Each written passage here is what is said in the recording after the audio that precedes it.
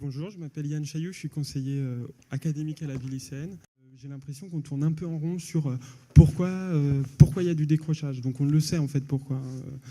Il y a des difficultés au niveau des rythmes scolaires. Il y a une absence de dynamisme clair, culturel, associatif et sportif au sein des établissements. Il y a aussi, comme on le souligne depuis tout à l'heure, un problème lié à l'orientation. Et notamment en discrimination entre les filières. Par exemple, quelqu'un qui va en pro n'aura pas du tout les mêmes chances face à l'éducation, en tout cas face au marché du travail, contrairement à quelqu'un qui est en général, par exemple. Il va falloir renouveler les pédagogies, on le dit depuis tout à l'heure, notamment avec le numérique. Il y a des insécurités dans les établissements, la vente de drogue.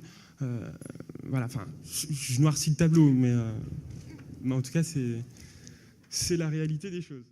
Mais moi, je pense qu'il faut aussi se demander comment un élève décroche. Un élève, il ne se réveille pas le matin et puis il va se dire, tiens, ce matin, aujourd'hui, si je décrochais. Clairement, ça ne se passe pas comme ça.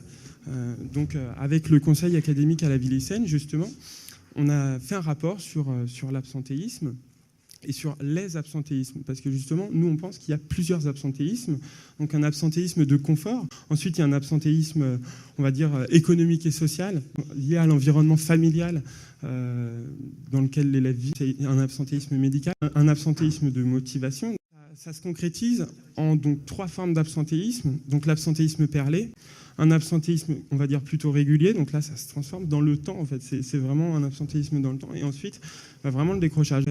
Justement, dans notre rapport que j'aimerais bien vous remettre, monsieur le ministre, on préconisait une harmonisation des décomptes des absences.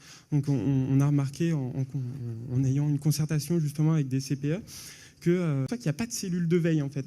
Donc, dans certains établissements, il y en a, dans certains, il n'y en a pas.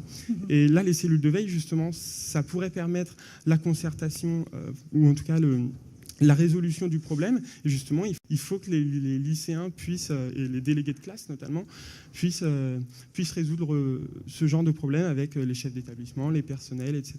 Voilà. Être en alerte, savoir identifier les problèmes bien en amont. Merci, monsieur.